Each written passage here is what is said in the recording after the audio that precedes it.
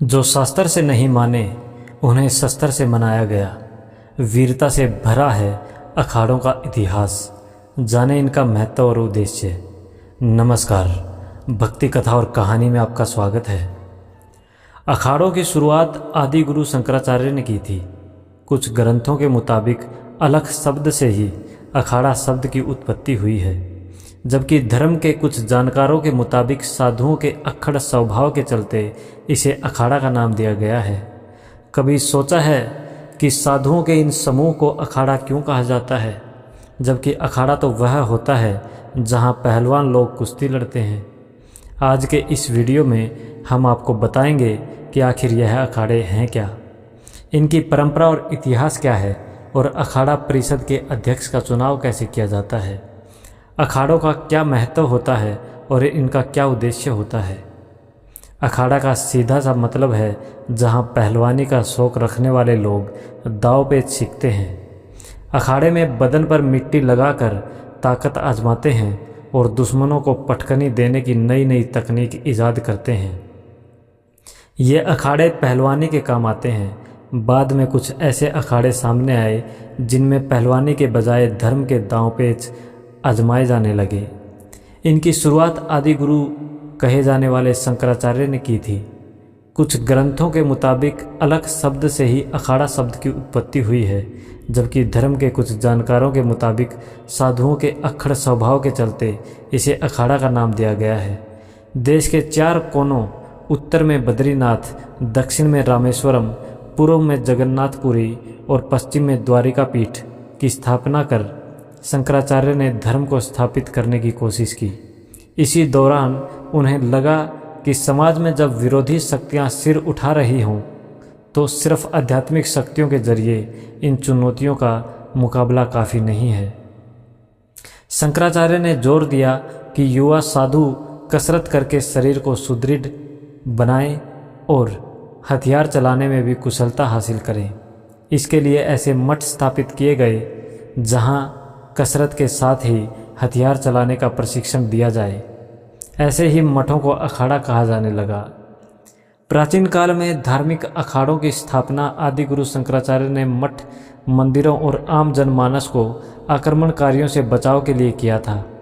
आदि गुरु शंकराचार्य का जन्म 8वीं शताब्दी के मध्य में हुआ था, जब भारतीय जनमानस की दशा और दिशा अच्छी नहीं थी। भारत की धन संपदा से खींचे आक्रमणकारी यहाँ से खजाना लूट कर ले गए। कुछ भारत की दिव्य आभा से मोहित होकर यहीं बस गए। धर्म ध्वजा अखाड़ा की पहचान होती है। कुंभ पर्व पर जहाँ अखाड़ों का शिविर लगता है, वहीं उनकी धर्म ध्वजा भी लहराती रहती है। धर्म ध्वजा में अखाड़ा के आराध्य का चित्र अथवा धार्मिक चिन्ह होता है, जबकि अखाड़ा के आराध्य की प्रतिमा शिविर के मुख्य स्थान में स्थापित होती है। फिलहाल देश में कुल 13 अखाड़े हैं, जिनमें 7 शैव, 3 बैरागी और 3 उदासीन अखाड़े हैं। ये अखाड़े देखने में एक जैसे लगते हैं, लेकिन इनकी परंपराएं और पद्धतियां बिल्कुल भिन्न हैं। शैव अखाड़े जो शिव की शक्ति भक्ति करते हैं, वैष्णव अखाड़े विष्णु के भक्तों के हैं, और तीसरा संप्रदाय उदासीन पंथ कहलाता है। उदासीन पंथ के लोग गुरु नानक की वाणी से बहुत प्रेरित हैं और पंचतत्व यानी धरती, अग्नि, वायु, जल और आकाश की उपासना करते हैं। शैवों और वैष्णवों में शुरू से संघर्ष रहा है। शाही स्नान के वक्त अखाड़ों की आपसी तनातनी और साधु संप्रदायों के टकराव खूनी संघर्ष में बदलते रहे हैं। वर्ष 1310 के महाकुंभ में महानिर्वाणी अखाड़े और रामानंद वैष्णवों के बीच हुए झगड़े ने खूनी संघर्ष का रूप ले लिया था। वर्ष 1398 के अर्ध कुंभ में तो तैमूर लंग के आक्रमण से कई जाने गई थी। वर्ष 1760 में शैव सन्यासियों और वैष्णव बैरागियों के बीच संघर्ष हुआ था। 1796 के कुंभ में भी शैव सन्यासी और निर्मल संप्रदाय आपस में भिड़ गए थे। वर्ष 1954 के कुंभ में बची भगदड़ के बाद सभी अखाड़ों ने मिलकर अखाड़ा परिषद का गठन किया। विभिन्न धार्मिक समागमों और खासकर कुंभ मेलों के अवसर पर साधु संतों के झगड़ों और खूनी टकराव की बढ़ती घटनाओं से बचने के लिए अखाड़ा परिषद की स्थापना की गई। इन सभी अखाड़ों का संचालन लोकतांत्रिक तरीके से कुंभ महापर्व के अवसरों पर चुनाव के माध्यम से चुने गए पंच और सचिवगण करते हैं। शैव सन्यासी संप्रदाय के 7 अखाड़े। श्री पंचायती अखाड़ा महानिर्वाणी, दारागंज प्रयाग उत्तर प्रदेश। श्री पंच अटल अखाड़ा चैक हनुमान वाराणसी उत्तर प्रदेश। श्री पंचायती अखाड़ा निरंजनी, दारागंज प्रयाग उत्तर प्रदेश। श्री तपोनिधि आनंद अखाड़ा पंचायती त्र्यंबकेश्वर नासिक महाराष्ट्र। श्री पंचदशनाम जूना अखाड़ा बाबा हनुमान घाट वाराणसी उत्तर प्रदेश। श्री पंचदशनाम आवाहन अखाड़ा दशाश्वमेघ घाट वाराणसी उत्तर प्रदेश। श्री पंचदशनाम पंच अग्नि अखाड़ा गिरिनगर भवनाथ जूनागढ़ गुजरात। बैरागी वैष्णव संप्रदाय के 3 अखाड़े। श्री दिगंबर अनि अखाड़ा शामलाजी खाकचौक मंदिर सांभर कांथा गुजरात। श्री निर्वाणी आनी अखाड़ा हनुमान गादी अयोध्या उत्तर प्रदेश। श्री पंच निर्मोही अनि अखाड़ा धीर समीर मंदिर बंसीवट वृंदावन मथुरा उत्तर प्रदेश। उदासीन संप्रदाय के 3 अखाड़े। श्री पंचायती बड़ा उदासीन अखाड़ा कृष्णनगर कीटगंज प्रयाग उत्तर प्रदेश। श्री पंचायती अखाड़ा नया उदासीन कनखल हरिद्वार उत्तराखंड। श्री निर्मल पंचायती अखाड़ा कनखल हरिद्वार उत्तराखंड। महिला साधुओं का सबसे बड़ा अखाड़ा माईबारा अखाड़ा है, जिसे पिछले कुंभ में जूना अखाड़े में शामिल किया गया। इसी तरह किन्नड़ अखाड़े को भी जूना अखाड़े में शामिल कर लिया गया है। जिस तरह से बौद्ध धर्म के भिक्षुओं के इकट्ठा होने वाली जगह को मठ कहा जाता है, उसी तरह अखाड़े साधुओं के मठ माने जाते हैं। ऐसा भी मानना है कि पहले इन अखाड़ों की संख्या 4 हुआ करती थी, लेकिन आपसी मतभेद के चलते एक मत के साधुओं ने अपने अलग संगठन बना लिए। धीरे धीरे अखाड़ों की संख्या बढ़कर 13 हो गई। हिंदू धार्मिक मान्यताओं के अनुसार कई प्रमुख तिथियों पर गंगा में स्नान करना शुभ और पुण्यदायी माना जाता है। इन सभी तिथियों पर कुंभ में साधु संत स्नान करते हैं। इसे ही शाही स्नान कहा जाता है। कुंभ में शामिल होने वाले सभी अखाड़े अपने अलग नियम और कानून से संचालित होते हैं। यहाँ जुर्म करने वाले साधुओं को अखाड़ा परिषद सज़ा देता है। छोटी चूक के दोषी साधु को अखाड़े के कोतवाल के साथ गंगा में 5 से लेकर 108 डुबकी लगाने के लिए भेजा जाता है।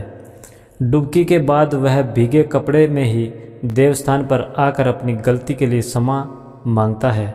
फिर पुजारी पूजा स्थल पर रखा प्रसाद देकर उसे दोषमुक्त करते हैं। विवाह, हत्या या दुष्कर्म जैसे मामलों में उसे अखाड़े से निष्कासित कर दिया जाता है।